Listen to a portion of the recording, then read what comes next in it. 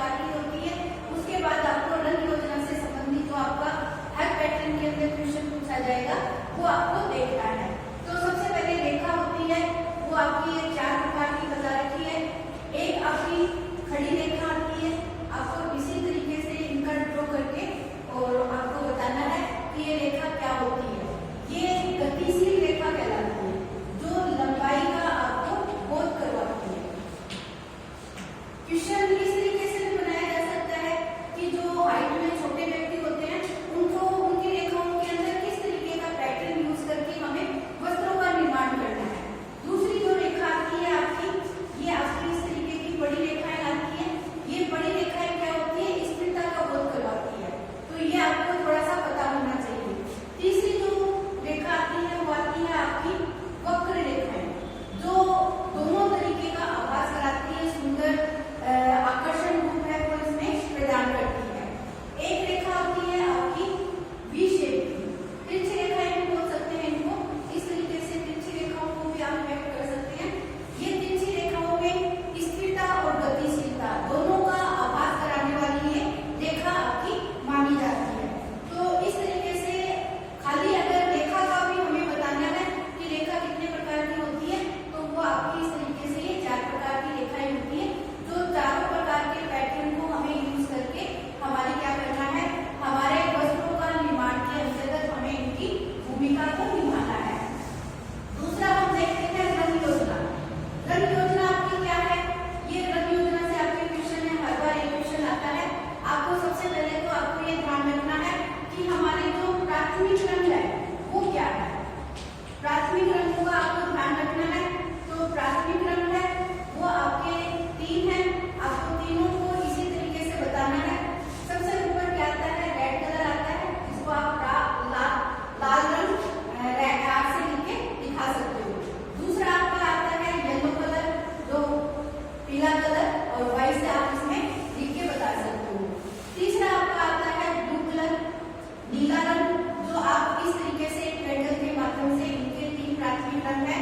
आपका जो objective type का क्वेश्चन बनेगा वो इसी तरीके का बनेगा। आपको ये 3 नाम दे दिए जाएंगे और इसके साथ आपको कोई दूसरे जो आपके द्वितीय रंग बनेंगे ना, उसका एक नाम दे दिया जाएगा।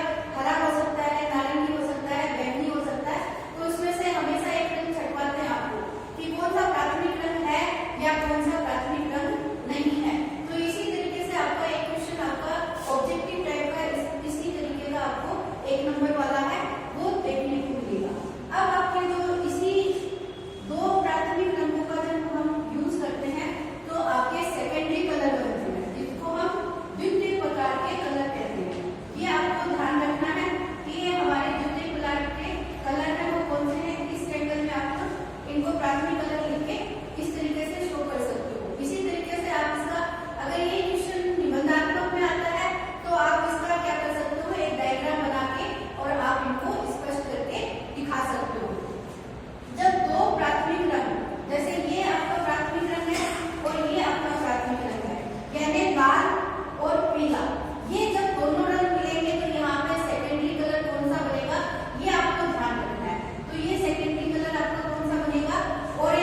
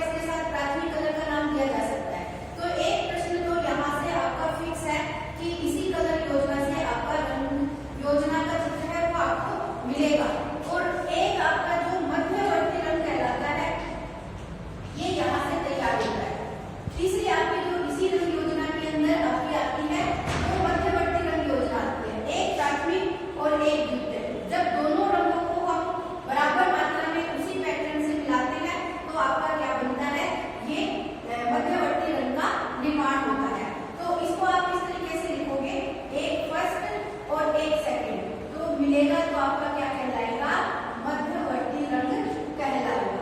तो इस तरीके से आपको ये दिखाना है। और फिर आपका एक तृतीयक रंग और बचेगा।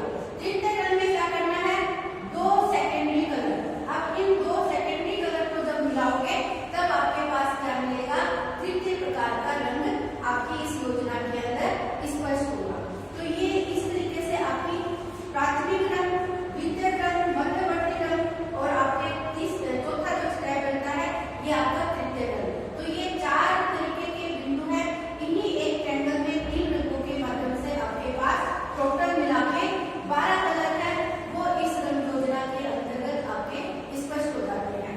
तो ये दूसरा जो टॉपिक है रंग योजना का, ये भी आपको इस रंग योजना के माध्यम से सोल्व करना है। अब तीसरा आ जाता है आकार। आकार क्या होता है, ये हमें ध्यान देना है।